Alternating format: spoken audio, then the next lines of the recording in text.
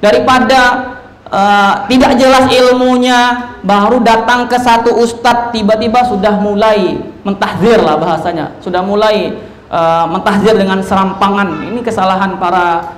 Naam, dia bagus, satu sisi bagus dalam apa? Semangatnya ya, semangatnya belajar bagus. Tapi di satu sisi juga salah ketika dia melakukan tahzir secara serampangan seperti itu.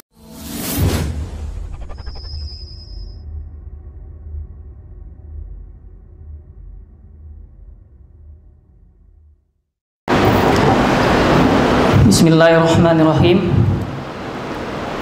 Uhayyikum tahiyatan islamiyatan, tahiyatan li ahlil jannah, wa tahiyatan min qalbin amiqin bihubbikum.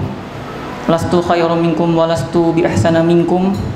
Assalamualaikum warahmatullahi wabarakatuh. Alhamdulillah, alhamdulillahi rabbil alamin. Al-qail fi muhkami tanzil, yarfa'illahu alladhina amanu minkum walladhina utul ilma darajat. Assalatu wassalam daimaini mutalazimaini ala habibina Mustafa Muhammadin sallallahu alaihi wasallam. Al-qail fi hadisihi syarif ma yudilla bi khairin faqhu fid din, wa qala aidan li Ibn Abbas Allahumma faqihhu fid din wa 'allimhu at-ta'wil.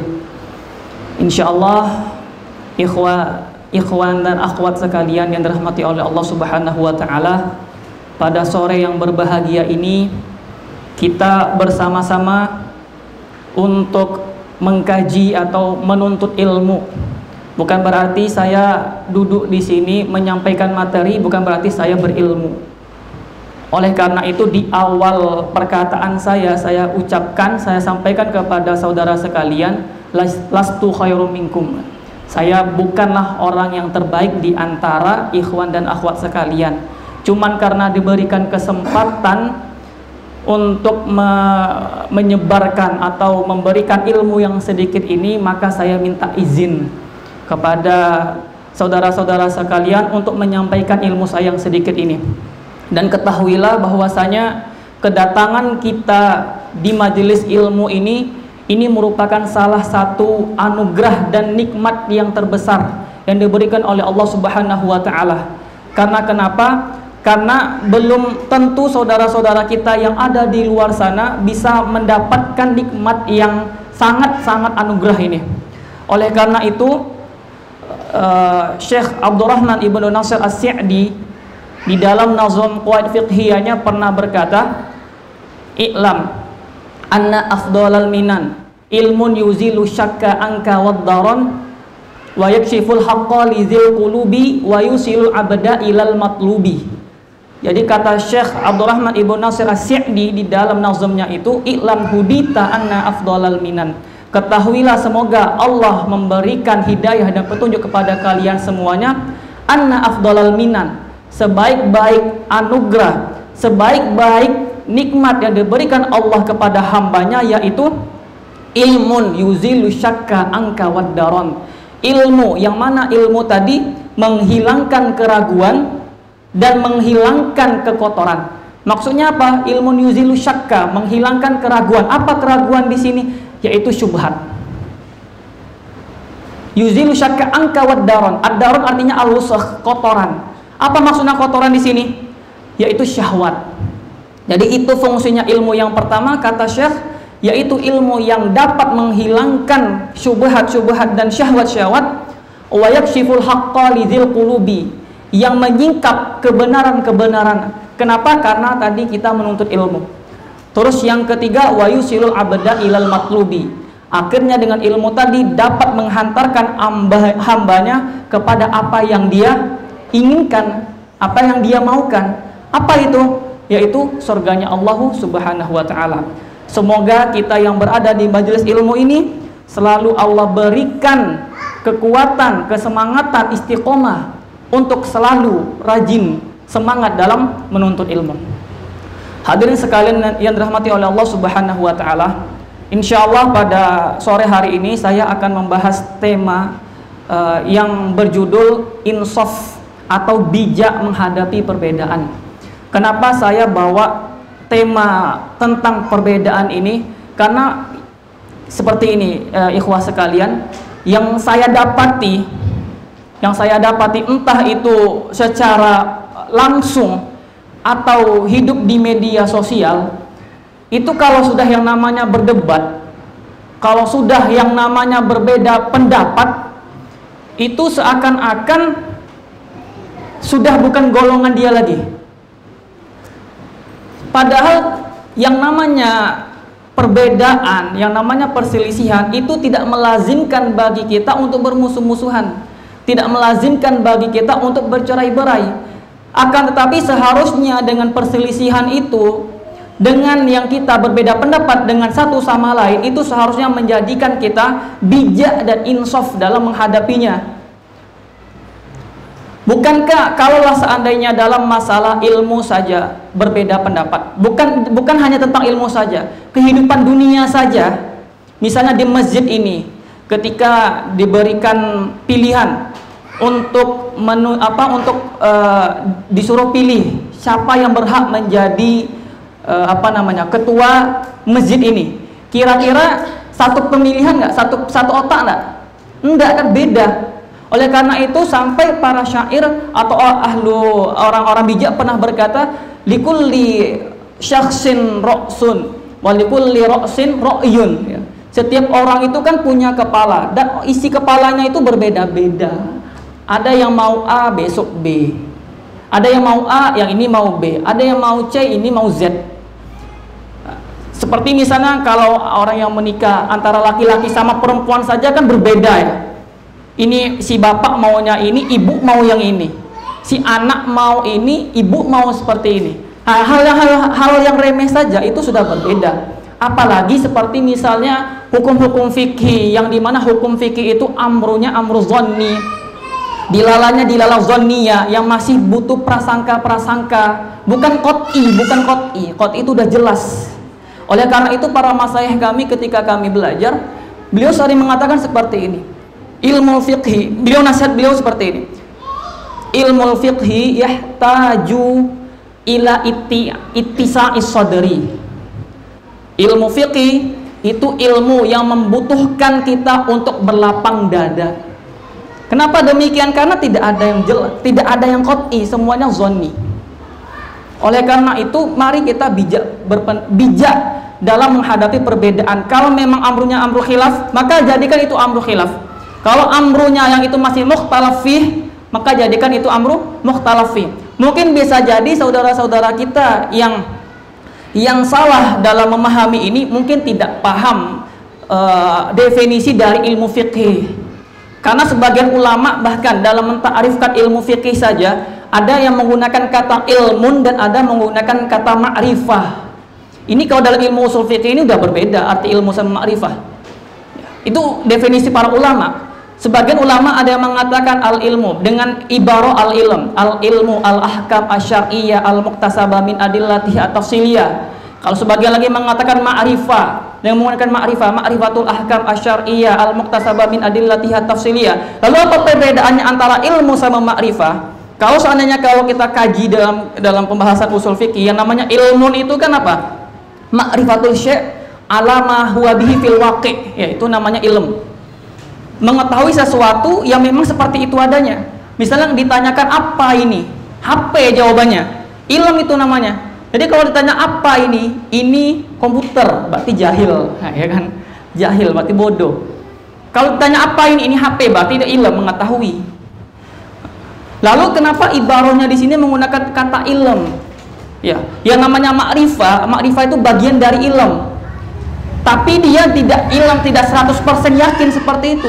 Oleh karena itu para ulama ketika mensyarah atau menjelaskan maksud ilm yang didefinisikan oleh para ulama, artinya bukan ilm yang dimaksudkan oleh ilmu usul fikih, tapi yang dimaksudkan di sini ialah ghalabatuz dzan. Apa ghalabatuz dzan? Perkiraan atau prasangkaan yang kuat. Kita punya ulama, punya para mujtahid, punya para imam-imam mazhab yang mana mereka itu mungkin berkeyakinan zon mereka kuatnya lebih ke sini. Ya. Misalnya dalam masalah basmalah sajalah, contoh sederhana, misalnya basmalah. Ya, Imam Syafi'i dan para ashabnya dengan zonnya yang lebih kuat cenderung kepada basmalah lebih dijaharkan, ya kan? Mazhab Maliki lebih disiarkan. Kalau kami di sana Maliki lebih banyak disiarkan, lebih banyak bukan disiar, bahkan tidak dibaca. Kalau mazhab Hanafi baru disiarkan, ya kan? Berarti antara para a'immah tersebut itu mempunyai zon mereka, mana yang lebih kuat cenderung kemana, ke A atau ke B atau ke C. Pertanyaannya, bisa enggak sebenarnya Allah Subhanahu wa Ta'ala menjadikan kita ini satu pendapat? Ya bisa, gampang. Bisa enggak Allah itu ciptakan alam semesta ini dengan satu hari saja? Enggak perlu diciptakan visitati ayam, enggak perlu. Bisa jadi Allah sebenarnya menciptakan alam semesta, langit dan bumi beserta isinya itu cuma satu hari, atau bahkan dalam sekejap aja, kun fayakun udah jadi. Tapi pasti ada hikmahnya kan? Pasti ada hikmah di belakang itu semua. Dan begitu juga, bisa enggak Allah Subhanahu wa Ta'ala tidak menciptakan atau tidak ada kekufuran, kesesatan di muka bumi ini? Bisa enggak? Bisa. Tapi semuanya pasti ada hikmahnya. Hikmahnya mungkin bisa kita katakan untuk membedakan mana yang baik, mana yang betul. Biasanya kalau kata para ulama, untuk mengetahui sesuatu itu kita harus mengetahui kebalikannya. Nah, gitu kan ya. Kalau kita mau mengetahui yang baik, berarti pasti ada yang buruk. Kalau ada yang hitam, berarti ada yang putih. Ada surga, pasti ada neraka. Jadi untuk mengetahui sesuatu itu pasti ada kebalikannya. Ya. Oleh karena itu Allah Subhanahu wa Ta'ala berfirman, "Walau sya'allahu ja'alakum ummatan wahidah, walakin liyabluwakum fima atakum fastabiqul khairat." Kalau Allah berkehendak, maka Allah jadikan umat ini jadi satu. Ya, satu umat ini untuk mentauhidkan Allah Subhanahu wa Ta'ala dan menghilangkan kesyirikan di muka bumi ini. Tapi tidak. Allah jadikan ada yang Islam, ada yang kafir, ada yang Nasara, ada yang Yahudi. Semuanya apa? Untuk diuji keimanan mereka bagaimana. Oleh karena itu, sekiranya penting ini untuk dibahas. Bahkan seperti ini, ikhwah sekalian, akhwat dan sekalian, sampai saya pernah baca satu status dari ustadz. Kebetulan beliau memang penggiat media sosial. Jadi mungkin ini rasa prihatin beliau melihat bagaimana para netizen, ya kalau kita sebut ya. Para netizen itu kalau sudah berfatwa di komentar Facebook itu sudah kacau lah. Sudah tidak tahu lagi apa yang diserang. Kadang kehormatannya lah, bukan ilmu lagi yang main di sana, tapi sudah nyerang orangnya. Dilihatnya kan profilnya, oh orang ini rupanya pendukung ini misalnya. Oh orang ini seperti ini. Kenapa saya mengatakan demikian? Karena saya juga pernah mengalami, kena saya. Nah, seperti itu. Jadi beliau mengatakan seperti ini. Jadi kalau seandainya ada alim, ulama atau thalabul ilmi berdebat di media sosial, ini sebaiknya menggunakan dengan bahasa Arab. Ini beliau menggunakan di status beliau menggunakan bahasa Arab. Kurang lebih intinya seperti itu. Kenapa beliau meminta agar berdebatnya dengan menggunakan bahasa Arab? Biar orang awam, orang yang tak paham ilmu, tak masuk ikut campur di sana, sehingga nanti membuat kegaduhan. Nah itu. Kadang yang masalahnya itu, kadang ada juga bijak di komennya. Tiba-tiba datang tak dari mana, pakai akun fake segala macam, akun palsu, tiba-tiba masuk kata ini seperti ini. Nah, seperti ini kalau sebisanya, kalau kita punya keahlian dalam bahasa Arab, punya ilmu nahwi, punya ilmu sharaf, gunakan aja dengan bahasa Arab. Berdebat tapi dengan adabnya pastinya ya. Wajadilhum billati hiya ahsan. Berdiskusilah, berdebatlah dengan yang baik dan benar. Dan karena itu juga Syekh Shalih Utsaimin juga memberikan nasihat kepada talibnya, kepada santrinya atau pada para penuntut ilmu agar mengurangi debat khususnya di media sosial. Karena apa? Karena sudah banyak kemudaratan yang kita dapati di media sosial seperti itu.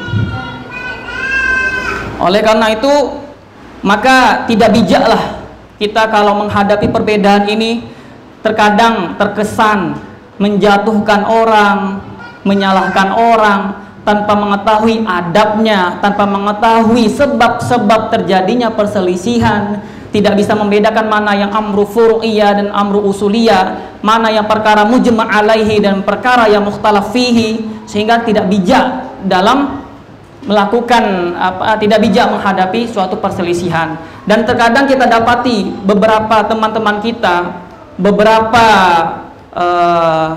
penuntut ilmu yang baru belajar, ini baru belajar, datang ke majelis satu ustadz, baru 1 hari itu sudah menguasai ilmu jarh wa ta'dil. Apa jarh wa ta'dil itu? Itu sebenarnya dalam ilmu mustalah hadis. Tapi maksud ilmu jarh wa ta'dil itu maksudnya apa? Maksudnya merendahkan ulama, gitu maksudnya. Merendahkan ulama, mengejek ulama, sampai ada perkataan misalnya, huwa rijal wa ana rijal. Biasanya perkataan ini itu disematkan atau dikirim kepada Imam Abu Hanifah, karena mungkin dia sudah tahu dari ustadznya mengasih tahu bahwa Imam Abu Hanifah ini seperti ini, sehingga dia berani mengatakan ana rijal wa huwa rijal. Kalau arti bahasa Indonesianya kan seakan-akan dia laki-laki, dia manusia dan kita manusia. Tahu nggak maksudnya apa maksudnya? Kalau kita artikan secara letternya seperti itu, tapi makna yang tersirat itu sebenarnya menyakitkan hati sebenarnya. Menyakitkan hati maknanya. Maksudnya itu dia manusia biasa. Dia manusia biasa. Jadi tak perlu kita ngikutin pendapat dia. Nah, itu maksudnya itu. Qaul haq yuridul batil.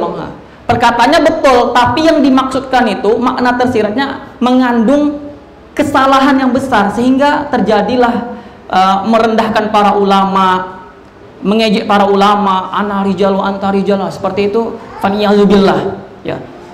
Mungkin saya pernah mendapati misalnya di grup WhatsApp ya. Kebetulan saya ada di dalamnya. Ini orang dua ini sibuk aja kerjaannya berdebat. Entah apa yang dibahas, sibuk aja berdebat. Lalu saya katakan seperti ini. Ini ente ini, tak usah pakai ente lah, kasar kali. Kau nih kalau tak paham, belum bisa mengirabkan bismillahirrahmanirrahim, tak usah dulu berdebat lah. Saya bilang gitu. Apakah apa posisi kedudukan dari ba itu apa, ismi itu apa, Allah itu apa? Apakah ba itu sama ismi? Kalau kita katakan jar wa ismul majrur, apakah dia harus didatangkan fi'il kah atau ism kah? Saya katakan seperti itu, akhirnya tidak ada yang menjawab. Mungkin ada yang mengatakan, lah, apa hubungannya ilmu nahwi sama hukum? Penting, Pak. Siapa bilang tak penting? Penting. Misalnya saya kasih contoh ini. Di Quran surat Al-Maidah, Allah Subhanahu wa taala berfirman, A'udzubillahi minasyaitonir rajim. Ya ayyuhalladzina amanu yang faksilu wujuhakum wa aydiyakum ilal marafiqi. Faksilu wujuhakum wa aydiyakum ilal marafiqi wamsahu biru'usikum wa arjulakum ilal ka'bain wa arjulakum. Coba kita perhatikan, kalau ada papan tulis mungkin saya catat, tapi kalau enggak, yang punya HP aplikasi Quran buka. Faksilu wujuhakum, wujuha, basuhlah wajah kalian kan ya, basuhlah wajah kalian. Wujuhnya dengan menggunakan fathah, mansub dia. Fathah, wujuhakum wa aidiyakum. Aidiyakum tangan, basuhlah 2 tangan. Itu juga berbaris fathah juga kan ya. Berarti aidiya ini dia tabi'nya mengikuti atau mengekor ke wajah. Basuhlah wajah kalian dan basuhlah 2 tangan kalian. Ketika di kepala bukan kata ghusl lagi, bukan kata basuhan lagi, tapi menggunakan kata wamsahu. Apa masah itu apa artinya? Usap kan ya? Usaplah nih kepala kalian nih. Wamsahu biru'usikum. Lihat setelahnya. Tadi wamsahu biru'usikum, ru'usnya dengan menggunakan kasroh kan ya? Kasroh. Wa arjulakum. Kira-kira arjulakum menggunakan barisnya fathah atau kasroh? Fathah atau kasroh? Wa arjulakum. Kalau kita katakan wa arjulakum kaki itu dengan berbaris kasroh wa arjulikum, berarti nanti dia mengikuti usapan kepala. Usapan kepala. Kalau seandainya kita berkata demikian, maka kita akan membenarkan mazhabnya orang Syiah. Kita akan membenarkan mazhab orang Syiah, karena orang Syiah berpendapat ketika berwudu pas masuk kaki itu tidak perlu dibasuh, cukup diusapkan aja, cukup diusapkan. Tapi karena kita mengatakan arjula itu dengan fathah wa arjulakum, maka arjulnya ngikutin yang digusel. Falsilu wujuhakum wa aydiyakum wa arjulakum, kira-kira seperti itu. Wa arjulakum. Penting nggak ilmu nahwi? Penting. Makanya kalau nggak bisa seperti itu, dah duduklah yang manis. Duduk yang manis, belajar yang baik. Mulailah belajar dengan ta'sil ilam. Baca dulu matan al-Jurumiyah misalnya dalam ilmu nahwi, dalam ilmu sorof baca matan bina misalnya ya. Kita fikih, kalau mau takhos fikih Syafi'i baca Safinatun Najah misalnya. Lebih baik seperti itu daripada tidak jelas ilmunya, baru datang ke satu ustadz tiba-tiba sudah mulai mentahzir lah bahasanya, sudah mulai mentahzir dengan serampangan. Ini kesalahan para. Naam, dia bagus, satu sisi bagus dalam apa? Semangatnya ya, semangatnya belajar bagus. Tapi di satu sisi juga salah ketika dia melakukan tahzir secara serampangan seperti itu. Dan oleh karena itulah, kalau seandainya kita memperbanyak literatur ilmu kita dengan membaca kitab, ya, maka kita akan dapati itu. Kita akan dapati bahwasanya kita akan banyak kurangnya, banyak tidak mengetahuinya. Allah Subhanahu wa taala berfirman, "Wa ma utitum minal ilmi illa qalila." Ya. Dan tidaklah kuberikan ilmu itu kecuali cuma sedikit. Bisa jadi kita mengetahui suatu hukum di kitab yang ini, di kitab lainnya kita tidak mengetahui. Ya. Para ulama membagi ilmu itu menjadi 3 tingkatan. Kata ulama, ilmu itu dibagi menjadi 3 tingkatan. Maksudnya orang itu ketika dia belajar menuntut ilmu, itu dia akan melewati 3 tingkatan ini. Yang pertama, fase atau tingkatan yang dimana dia akan jatuh ke dalam sifat arogan, sifat sombong.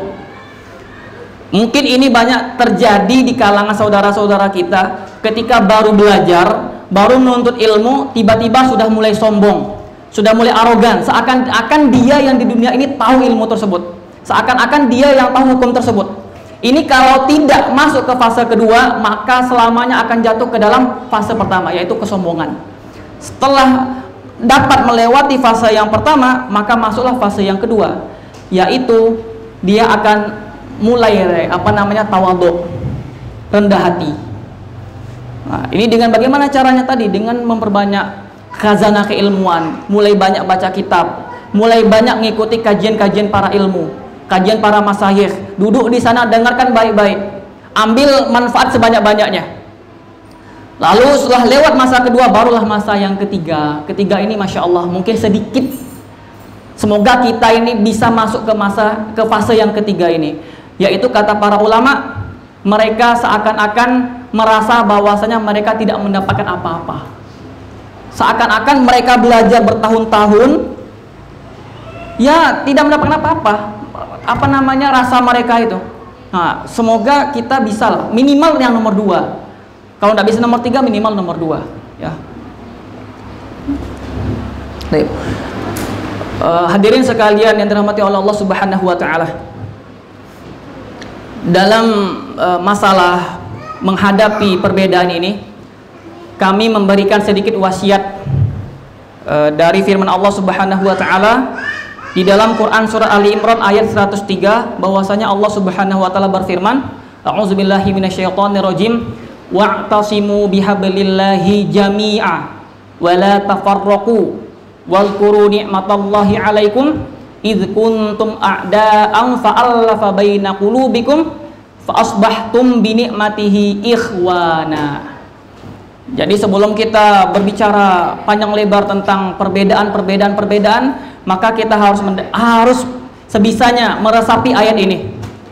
Ya, lihat kata yang pertamanya, Wa'tasimu. Di sini ayat ini ada amar, ada perintah dan ada nahyun larangan. Di dalam ilmu usul fiqhi ini kaidah usuliyah yang namanya al-amr, ya, fi'il amar itu yufidul wujub. Ya, yang namanya fi'il amar itu perintahnya pasti wajib. Kalau nahyun yufidu at-tahrim. Yang namanya larangan itu biasanya akan menghasilkan produknya keharaman, hukumnya haram.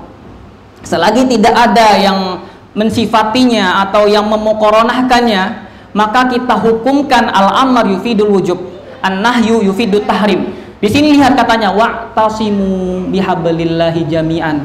Berpegang teguhlah kalian. Ya, berpegang teguhlah kalian secara berjamaah. Katanya sini wa'tasimu bihablillahi jami'an, bukan satu kelompok. Yang masalah kita sekarang ketika menghadapi suatu perbedaan, yang kita maukan dari persatuan itu cuman per kelompok-kelompok aja. Kelompok si anu ya si anu, kelompok si anu ya si anu. Padahal lihat katanya lebih banyak menggunakan kata persaudaraan, persatuan. Wa'tasimu bihablillahi jami'an yang pertama. Wala tafarraqu, janganlah kalian bercerai-berai. Perintahnya kita disuruh bersatu atau memegang tali Allah secara berjamaah, dan larangannya kita dilarang untuk bercerai-berai. Wadhkuru ni'matallahi 'alaikum id kuntum a'da'a. Nah, lihat yang nomor 2-nya setelahnya. Dulu kita itu dijadikan oleh Allah Subhanahu wa taala bermusuh-musuhan di masa jahiliyah. Lalu setelah itu Allah berikan nikmat. Apa nikmatnya? Fa'alafa baina qulubikum. Allah satukan hati kita. Fa'alafa baina qulubikum fa'asbahtum bi ni'matihi ikhwana. Lalu Allah jadikan kita ini dengan nikmatnya, dengan karunia-Nya, dengan anugerahnya, dijadikan oleh Allah Subhanahu wa taala bersaudara. Makanya yang namanya perbedaan, sebagaimana yang sudah kami sampaikan dari awal tadi, yang namanya perbedaan itu tidak melazimkan seseorang untuk bercerai-berai. Ya, seharusnya perbedaan itu menjadikan kita bertambah rasa ukhuwah kita, saling cinta mencintai satu sama lain. Karena kita dapati sekarang, kalaulah ada di dalam karangan ulama, kalau terjemahannya mengapa umat Islam tertinggal, saya lupa siapa nama ininya. Kalau tidak salah Syekh Syakib Arsalan namanya. Syekh Syakib Arsalan di dalam kitabnya yang diterjemahkan Mengapa Umat Islam Tertinggal, di sana disebutkan salah satu sebab kenapa Islam itu tertinggal karena sibuk di dalamnya, internalnya sibuk ngurus perbedaan khilafiyah, yang kunut, yang tak, sibuk membid'ahkan yang berkunut, sibuk yang masalah sepele, misalnya menggerakkan tangan ketika tasyahud, atau misalnya kalau kata Syekh Shalih bin Utsaimin di dalam kitabnya Kitabul Ilm itu juga menjelaskan masalah ini aja nih, masalah tangan ketika sujud, tangan dulu kah atau lutut dulu kah, itu sampai mentafsik-tafsikkan, sampai mentabdi'-tabdi'kan, sampai memfasik-fasikkan, dan sampai membid'ah-bid'ahkan. Bayangkan, cuman masalah tangan dulu, mana duluan, tangan atau dengkul? Ini kan kita tidak paham masalah perbedaan itu. Kita tidak bisa mengklasifikasikan mana perkara khilafiyah dan mana perkara usuliyah.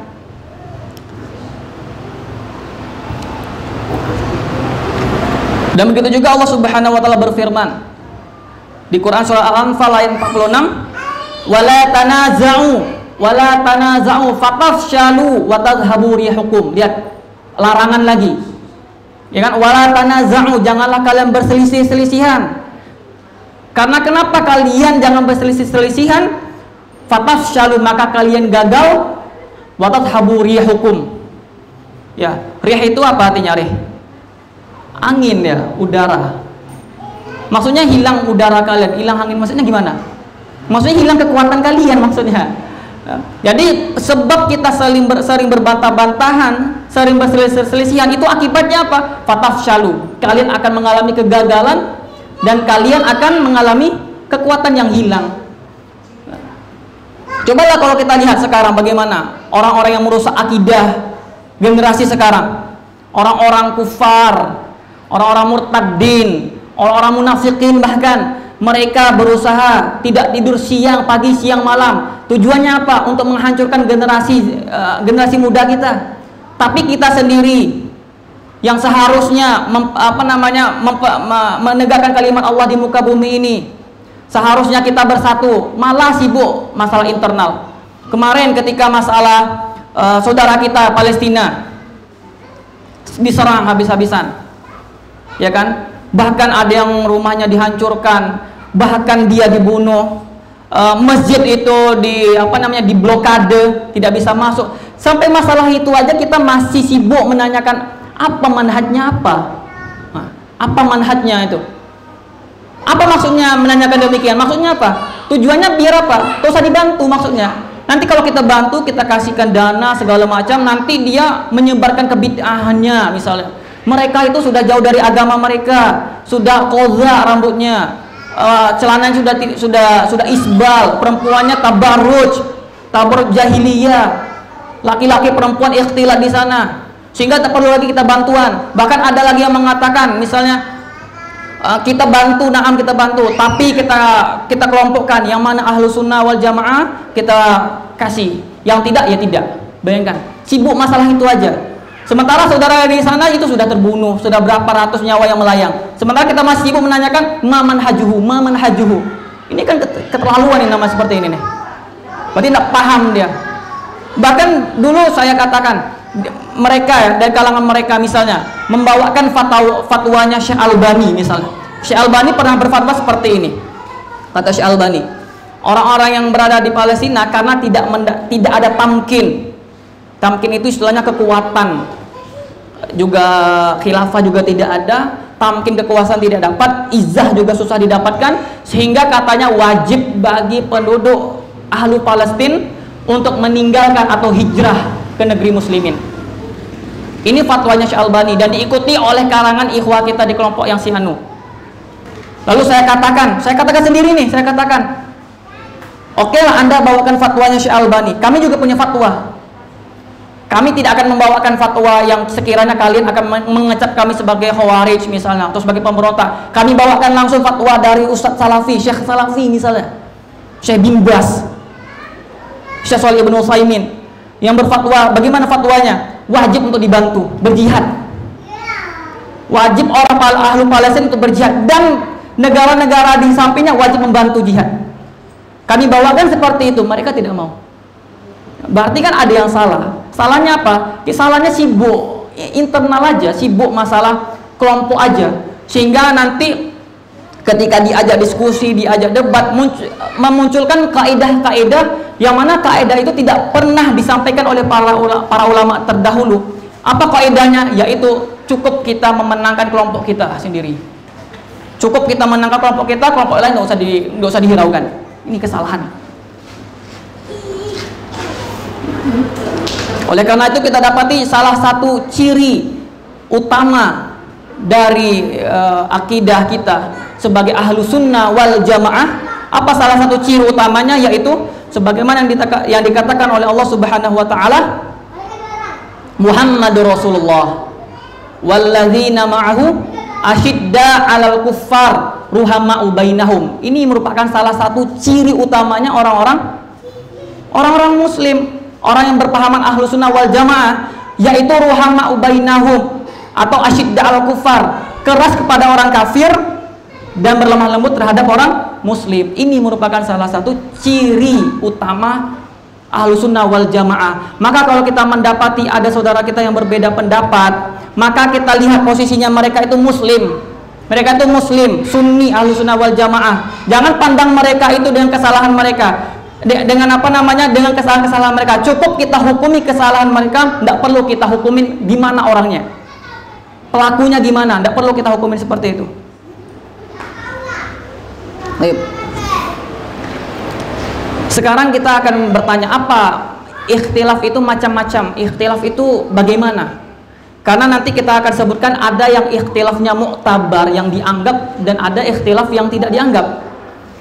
Jadi ketika kita ditanyakan misalnya apa macam-macam ikhtilaf, maka kita jawab ikhtilaf itu ada dua.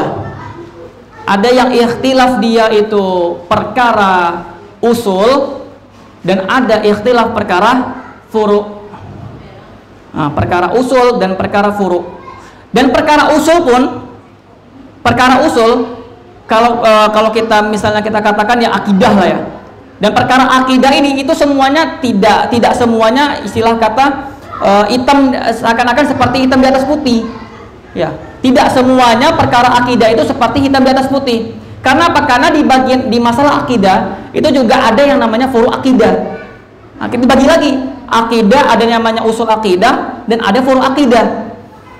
Nah, sekarang yang menyelisihi yang dianggap menyeleweng itu yang mana? Kalau seandainya dia menyelisihi usul akidah, nah ini yang perlu kita perangin seperti ini.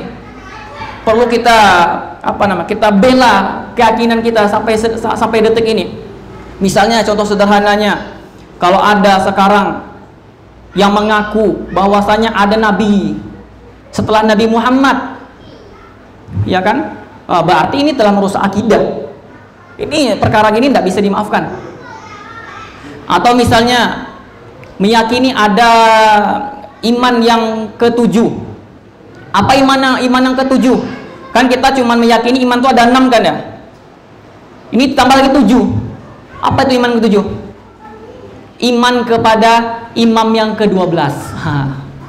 Iman yang kepada imam yang ke-12. Bukan ke-12, iman kepada imam 12. Itu seperti orang-orang Syiah, orang Rafidhah. Nah, harus seperti ini tidak perlu nih ditoleransi. Harus kita perjuangkan akidah kita. Dan begitu juga misalnya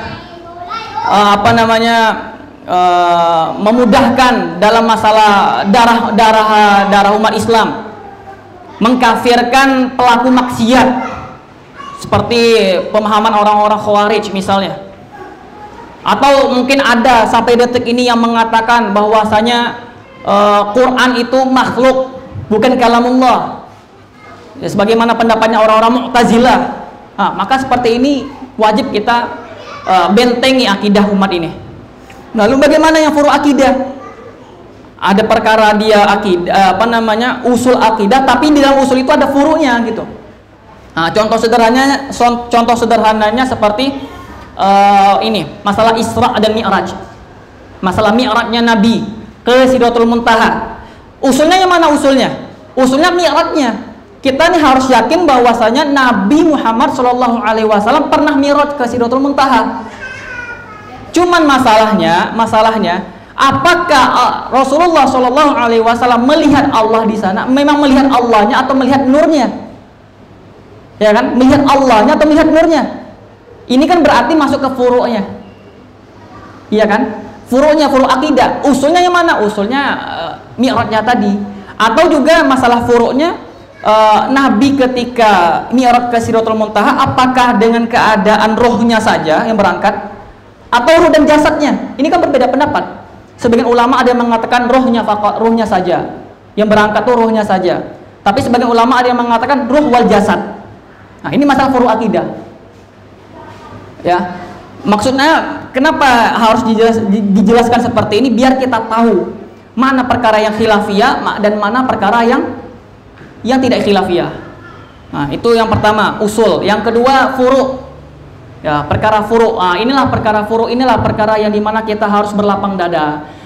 Yang sebagaimana yang saya katakan di awal tadi, itu perlu untuk ittisa'us sadri. Ya, berlapang dada, bertoleransi satu sama lain. Jangan sampai cuma perkara yang sepele ini kita dengan mudah-mudahnya menyesatkan. Dengan cuma perkara ini kita mudah mentafsirkan. Dengan perkara yang sepele seperti ini kita dengan mudahnya tidak mau sholat di belakangnya. Bahkan yang lebih parahnya lagi yang pernah saya dengar itu, ada orang yang bukan kelompoknya sholat di masjid tersebut, diapakan? Dipel. Nah, kan seperti itu kan memang keterlaluan.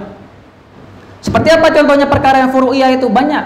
Tadi seperti misalnya hukum basmalah, apakah syirka atau jahar atau tidak dibaca sama sekali. Hukum kunut subuh bagaimana? Apakah itu dia disunnahkan atau tidak? Menurut Syafi'iyah mengatakan itu dia sunnah, bahkan sunnahnya bukan sunnah yang biasa, sunnahnya sudah sunnah abad. Sunnah abad itu sudah masuk level hampir mendekati wajib. Jadi menurut Syafi'i yang mengatakan kalau orang tidak berkunut, maka dia disunnahkan baginya untuk sujud sahwi. Tidak kunut subuh nih, maka dia disunnahkan baginya untuk sujud sahwi. Ya, kalau Malikiyah juga dia mensunnahkan untuk kunut. Tapi bedanya antara Malikiyah sama Syafi'iyah, kalau Malikiyah kunutnya itu setelah Al-Fatihah. Mungkin tidak ada di kampung ini ya. Kalau kita di Sudan tuh banyak. Soalnya kan kadang kita sholat di masjid kampung, itu mendapati imamnya kunutnya sebelum ruku, sir lagi. Tidak ada suaranya, cuman diam setelah baca surat pendek misalnya. Walam yakul lahu kufuwan ahad. Diam dulu sebentar. Diam sebentar, nanti dia baru ruku. Ini kalau kita nggak tahu nanti mungkin kita bingung ini apa yang dibacanya kan gitu. Tapi kalau kita udah tahu, insya Allah kita insaf menghadapinya. Kalau mazhab Syafi'i enggak. Kalau mazhab Syafi'i kan setelah i'tidal, ruku, i'tidal mau ke sujud, baru dia kunut mengangkat tangan dan dibaca dengan jahar. Seperti itu. Akan tetapi menurut Imam Syafi'i sendiri, Imam Syafi'i di dalam kitabnya Ar-Risalah, beliau mentaksim lagi. Taksim beliau beda, tapi kalau dilihat secara maknanya hampir sama, hampir menyerupai. Jadi menurut Imam Syafi'i macam-macam ikhtilaf itu ada dua juga. Yang pertama yang itu ikhtilafnya muharramat, dan yang kedua itu tidak diharamkan. Yang pertama muharramat yang diharamkan. Seperti apa? Beliau mengatakan di kitab risalahnya itu, misalnya perkara atau nasnya itu sudah mansuson bayinan. Dalil yang di kitab sama sunnah itu dalilnya sudah mansuson bayinan. Apa mansuson bayinan? Udah jelas, seperti matahari, tak perlu lagi ditakwil-takwilkan, tak perlu lagi untuk disangka-sangkakan, karena dia cuma mengandung satu makna saja. Seperti misalnya di ayat Quran dikatakan ahallallah, ada kata-kata ahalla haroma, itu udah tuh, itu udah jelas, nggak perlu lagi kita katakan haroma, berarti dia udah haroma, diharamkan, haram itu hukumnya, enggak seperti itu. Fa'ahallallahu bai'a wa harrama riba. Kan jelas kan? Perlu lagi nggak kita tawilkan? Jual beli dibolehkan enggak? Enggak perlu lagi. Harrama riba, Allah haramkan riba. Apa hukum riba ya? Anda perlu lagi. Karena udah jelas. Dalilnya udah jelas. Atau juga misalnya ada amar tadi kewajiban, yang mana kewajiban itu tidak ada yang mengubahnya menjadi sunnah. Seperti misalnya qauluhu ta'ala wa anihkum bainahum bima anzalallah. Ya, wa anihkum bainahum bima anzalallah. Berhukumlah kalian dengan hukum Allah. Ini udah jelas. Tidak ada takwil lagi. Oh, kan sekarang zaman udah modern. Kita sudah masuk ke abad 21. Dan hukum Quran sudah tidak relevan lagi. Maka perlu kita ganti hukum-hukum ini. Tidak bisa seperti itu. Atau misalnya mungkin sebagian, maaf kata ya, misalnya tentang perempuan misalnya, oh ayat ini udah tidak relevan lagi, tidak cocok lagi ini berbicara tentang perempuan, maka perlu diganti. Moderat zaman sekarang kan dengan slogan mereka feminisme, sehingga menghalalkan berbagai cara agar yang namanya laki-laki dan perempuan itu setara. Kita tidak menggunakan kata setara, tapi berlaku adil dalam kalau konsep kita. Misalnya dalam masalah warisan, laki-laki dapat jatah sekian, perempuan cuma setengahnya. Tidak adil nih, ya kan? Akhirnya diubah. Ada seperti itu. Ya. Karena apa? Karena jelas wa anikum bainahum bima anzalallah, berhukum sama hukum Allah. Bahkan ada ancamannya kan? Ancaman bagi barang siapa yang tidak berhukum sama hukum Allah. Wa man lam yahkum bima anzalallah fa ulaika humul kafirun, fa ulaika humul fasiqun, fa ulaika humul munafiqun. Fasiqun, kafirun sama Wa man lam yahkum fa ulaika humul kafirun, fasiqun, satu lagi. Di 3. Munafiqun ya. Nanti dicari. Kan jelas kan, ada perintah dan ada larangannya. Seperti itu.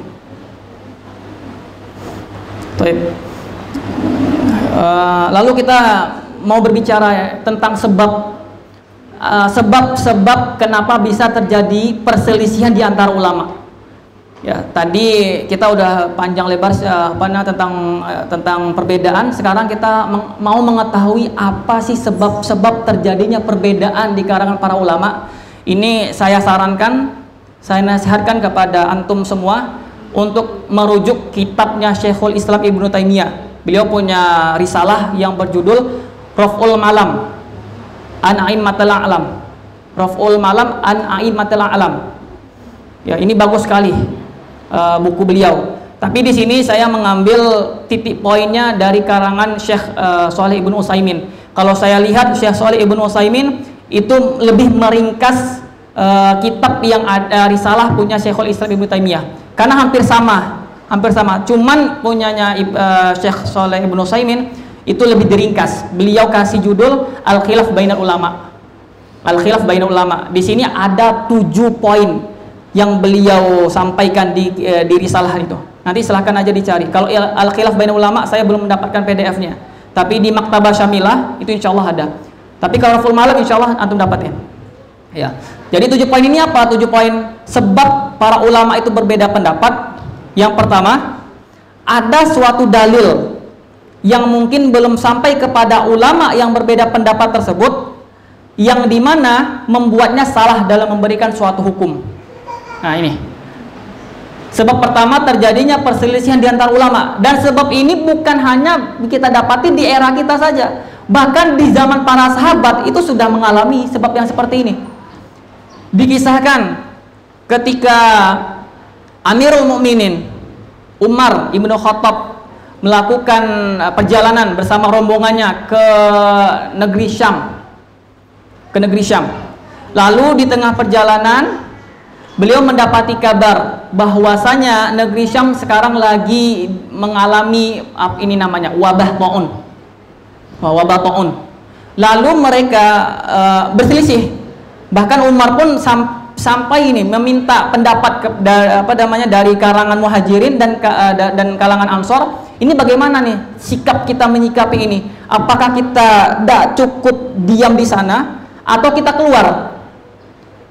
Karena tadi Muhajir sama Ansor tidak mendengarkan suatu hadis dari Rasulullah, maka mereka tersebut memberikan keputusan bahwasanya kita boleh keluar, balik lagi ke tempat kita.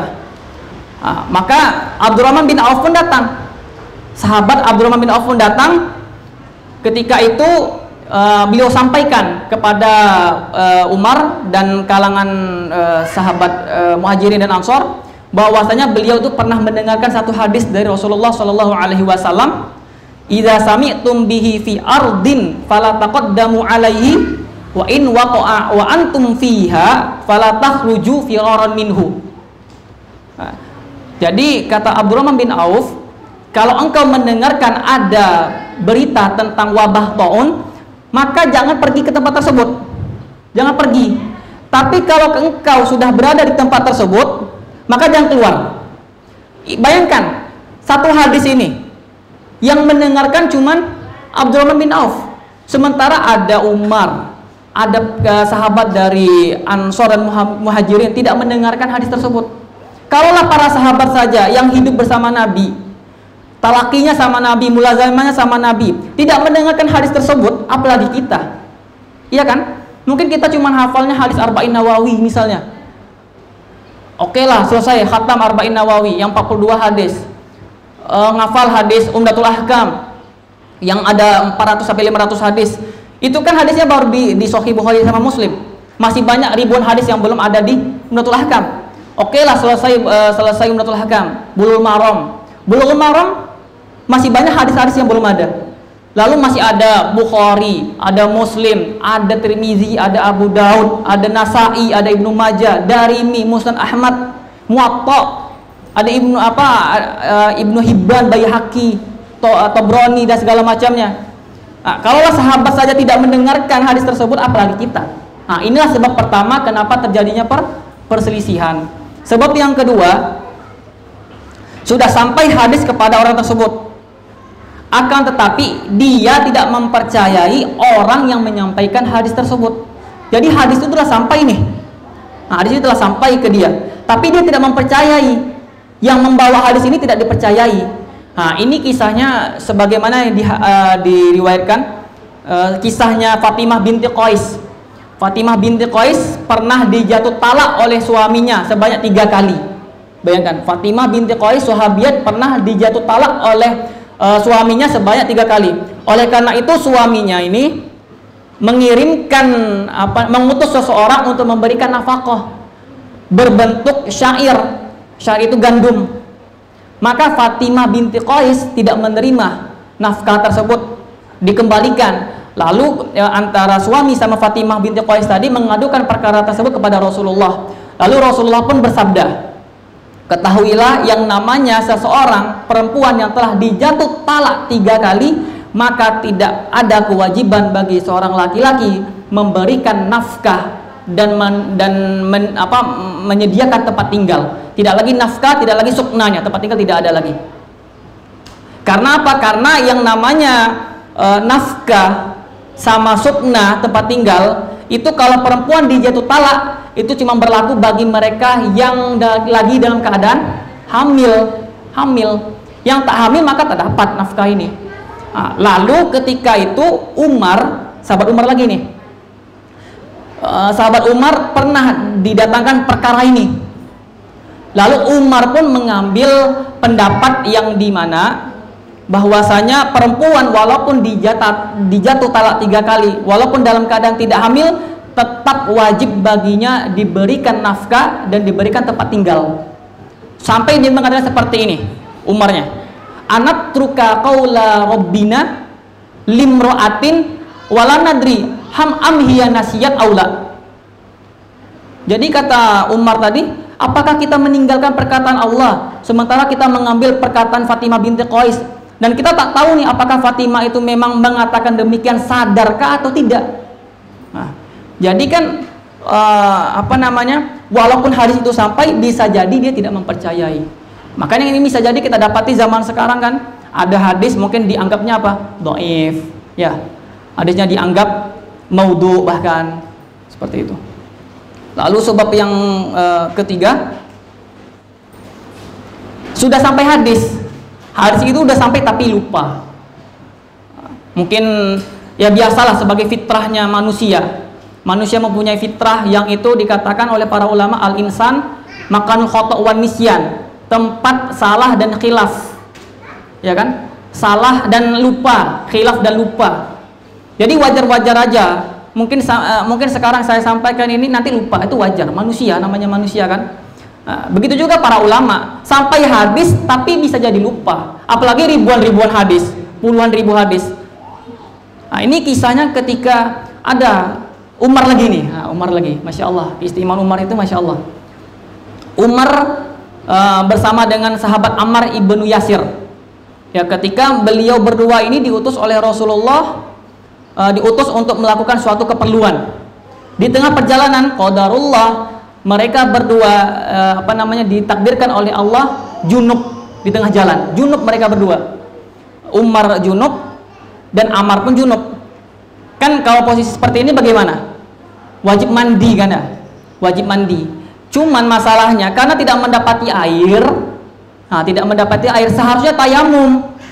Nah, cuman masalah di sini Umar sama Ammar ini berbeda pendapat. Ammar dia bertayamum, tapi tayamumnya tidak sebagaimana yang dikatakan oleh Nabi. Mungkin lupa. Kalau kita baca konteks hadisnya, kata Ammar, fatamarraqtu fis sa'idi kama tamarrahu adabah, katanya. Kata Ammar, aku itu berguling-guling. Jadi seakan-akan gini, beliau mengkiaskan mandi. Mandi itu kan harus airnya mencakup ini ya, mencakup ke seluruh tubuh. Mungkin beliau mengkiaskan kalau debu begitu juga, harus kena semua tubuh ini. Maka diguling-guling ini, guling-guling. Kama tamarrah adabah, seperti sebagaimana hewan itu guling-guling juga. Tapi Umar tidak demikian. Umar diam aja, tidak sholat. Maka ketika balik ke Rasulullah mengadukan permasalahan tersebut, maka Rasulullah pun menjelaskan, menyampaikan yang betul seperti ini. Innama yakfika antaqula hakadza fadaraba biyadaihi darbatan wahidan summa masaha ashimal alal yamin zahira ini ala kaffaini ini cuma wajahnya. Jadi kata Rasul, maka kalau engkau mendapati kasus demikian, yang benar seperti ini, kata Rasulullah, cukup pukul sekali, ya, pukul sekali, lalu bertayamum. Tayamumnya bagaimana? Usap dulu ini tangan, usap tangan baru wajah, kata Rasulullah Shallallahu Alaihi Wasallam. Lalu setelah beberapa lama kemudian, Ammar pun mengingatkan kembali kepada Umar, ya Umar, ingat enggak dulu kita ini pernah junub loh di tengah jalan. Ente tidak sholat sementara anak tuh guling-guling. Lalu kata Umar apa? Saya lupa, kata Umar. Lalu diingatkan oleh Ammar ibn Yasir. Makanya dari sini kita bisa mengambil kesimpulan bahwasanya mungkin hadis itu telah sampai lalu dia lupa. Seperti itu. Maka ini sebab yang ketiga. Sebab yang keempat, sampai kepadanya dalil, akan tetapi pemahamannya yang berbeda. Dalil itu ada, ya, tapi dia berbeda. Apa yang dimaksudkan itu berbeda. Ini banyak sekali kita dapati kasusnya, banyak sekali. Jangankan ini jauh-jauh lah. Misalnya kata kuru aja, kata kuru. Wal mutallaqatu yatarabbasna bi anfusihinna salasata quru, 3 quru. Iddahnya perempuan ditalak. Quru ini quru yang gimana? Apakah haidkah atau tuhurkah? Iya kan, dalilnya ada tapi pemahamannya yang berbeda. Begitu juga ketika Imam Syafi'i sama Imam Malik berbeda pendapat tentang takdir atau tentang rezeki, tentang rezeki. Dalilnya ada tentang rezeki, tapi cuma berbeda pendapat. Bagaimana caranya mendapatkan rezeki itu? Imam Syafi'i mengatakan rezeki itu didapatkan dengan usaha, dengan bekerja. Kalau kita diam aja, tidur aja di rumah, game aja, enggak dapat kita rezeki. Tapi Imam Malik enggak. Bukan seperti itu Imam Syafi'i. Yang betul itu rezeki itu datang kepada kita. Kita diam aja itu rezeki itu datang. Wah, Imam Syafi'i tidak mau seperti ini. Beliau buktikan kepada gurunya. Lalu beliau keluar berusaha bekerja, akhirnya beliau mendapatkan upah 2 anggur. Balik ke Imam Malik. Setelah balik ke Imam Malik, beliau sampaikan, ini loh saya telah mendapatkan rezeki saya 2 anggur. Lalu satunya dimakan oleh Imam Syafi'i, satu lagi dikasihkan ke Imam Malik. Makanya Imam Malik ketawa. Betul kan kata saya? Saya nggak ngapa-ngapain dari tadi, diam aja di rumah ini, lalu dapat rezeki. Jadi ada dalil, tapi pemahamannya yang berbeda. Begitu juga para sahabat dulu, ketika memahami dalil hadis Nabi tentang ini, Banu Quraizoh, la yusalliyanna ahadun al-asra illa fi baini Quraizoh. Janganlah engkau sholat asar kecuali kalau kalian sampai di Banu Quraizoh. Ini ketika itu Rasul mengutus sahabat ke sana. Maka ketika di perjalanan para sahabat bingung. Udah masuk waktu asar, lalu Banu Quraizoh tersebut belum sampai. Maka terjadilah dua kelompok. Kelompok pertama ada yang mengambil zahir dari hadis. Zahir dari hadis berarti tidak akan sholat asar sampai dia sampai ke Banu Quraizoh. Dan kelompok yang kedua mengatakan maksud dari Rasul itu bukan seperti itu, tapi maksudnya kita ini disuruh bergegas sampai ke Banu Quraizoh lalu sholat di sana. Kalau tidak sampai maka sholatlah di tempat tersebut. Bahkan Ibnu Hazm sendiri, Ibnu Hazm kan terkenal dengan mazhab Zahiriyah. Beliau mengatakan gini, seperti ini, kalaulah saya hidup di zaman para sahabat, maka saya akan mengambil golongan para sahabat yang mengambil zahir hadis. Dalam artian beliau tidak akan sholat asar bersama para sahabat di tengah jalan. Sampai perkara tersebut ke Rasulullah. Lalu Rasulullah sedikit pun tidak menyalahkan. Ya ini betul, ya ini betul. Jadi kalau kita tahu sebab kenapa terjadinya perbedaan, insya Allah kita akan benar-benar bijak dan insaf dalam menghadapi perbedaan. Lalu sebab yang kelima, kata Syekh Shalih bin Utsaimin, sampai kepadanya dalil itu sampai kepadanya tapi sudah dimansuhkan. Dalil itu sampai tapi sudah dimansuhkan. Dimansuhkan itu maksudnya apa? Maksudnya sudah dihapuskan. Sementara orang ini tidak mengetahui bahwasanya dalil itu sudah dimansuhkan. Seperti misalnya ada hadis tentang tatbik fi ruku'. Tatbik fi ruku' itu sudah dihapuskan. Dengan apa? Dengan kita cukup meletakkan dua telapak tangan kita di atas lutut ketika ruku. Nah, itu ya sebab yang kelima. Sebab yang keenam, seseorang meyakini telah sampai kepada mustadil, sebuah dalil, akan tetapi si mustadil tersebut telah menyelisih dalil-dalil yang lebih kuat, baik dalil tersebut dari nas ataupun dari ijma. Mustadil itu orang yang beristidlal. Jadi ada yang namanya dalil dan ada yang namanya istidlal. Ya, dalil itu diambil dari nas. Kalau istidlal itu bagaimana cara kita berdalil, itu namanya istidlal. Mustadil berarti orangnya, pelakunya. Nah, di sini dia sampai kepadanya tadi, tapi dia menyelisih pendapat yang kuat, entah dari nas, entah itu dari ijma. Seperti misalnya pernah terjadi oleh Ibnu Abbas. Ya, Ibnu Abbas berpendapat bahwasanya yang namanya riba itu cuma ada di riba nasiah. Adapun riba fadl itu tidak ada. Apa itu riba nasiah? Apa itu riba fadl? Riba nasiah itu dia ribanya tidak kontan lah, tidak yadun biyadin. Misalnya saya ini punya emas, antum punya perak. Mau saya kasihkan emasnya kepada antum, peraknya antum tinggalkan di rumah. Nah, ini jatuh ke riba nasiah. Riba fadl itu riba tambahan. Saya punya 1 gram emas, ini punya 2 gram emas. Ini riba, namanya riba apa? Riba fadl. Ibnu Abbas berpendapat bahwasanya yang namanya riba itu cuma nasiah. Adapun yang fadl tidak ada. Nah, ini kan telah menyelisihi dari ijma para ulama, ya, bahwasanya riba fadl itu ada. Nah, bayangkan sekelas sahabat aja jatuh perkara tersebut, apalagi kita. Nah, sebab yang terakhir, seorang alim berdalil dengan hadis dhaif atau beristidlal dengan istidlal yang dhaif. Ya, seorang alim ulama yang itu berdalil dengan dalil yang dhaif. Misalnya seperti apa? Sebagian ulama ada yang mensunahkan salat tasbih. Ya, salat tasbih. Dan sebagian ulama ada yang mengatakan bahwasanya hadis yang berkenaan dengan salat tasbih itu hukumnya hadis dhaif. Nah, maka dari sini setelah kita mengetahui sebab-sebab terjadinya perbedaan di kalangan para ulama, maka kita sekarang bisa mengetahui bagaimana sikap kita terhadap perbedaan tersebut. Yang pertama, bagaimana sikapnya? Kita harus mengetahui tadi sebab-sebab yang tadi. Maka setelah kita mengetahui sebab-sebab tersebut, maka kita akan mudah dengan toleransi. Kita akan mudah memberikan uzur kepada mereka. Kenapa? Karena mungkin atas ketidakpemahaman mereka, kejahilan mereka. Nah, yang kedua, bagaimana cara kita menyikapi yang kedua? Yaitu kita klasifikasikan, kita kelompok-kelompokkan mana yang perkaranya khilafiyah dan mana perkaranya yang usuliyah. Setelah kita mengetahui perkara tersebut, maka baru kita bisa melakukan diskusi, menyampaikan yang benar seperti ini, dan tidak mudah gampang menyalahkan orang lain. Dan yang terakhir, kita harus saling menghormati satu sama lain, ya, menghormati satu sama lain.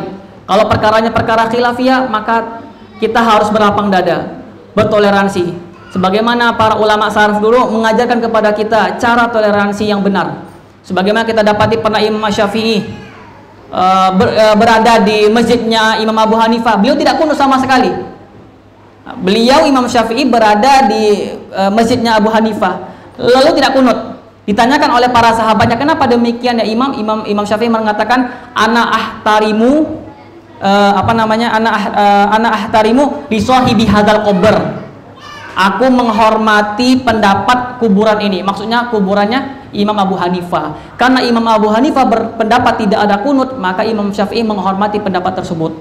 Begitu juga kita pernah dapati Syekh Sudes misalnya. Beliau di Madinah atau di Mekah bismillahnya tidak dijaharkan.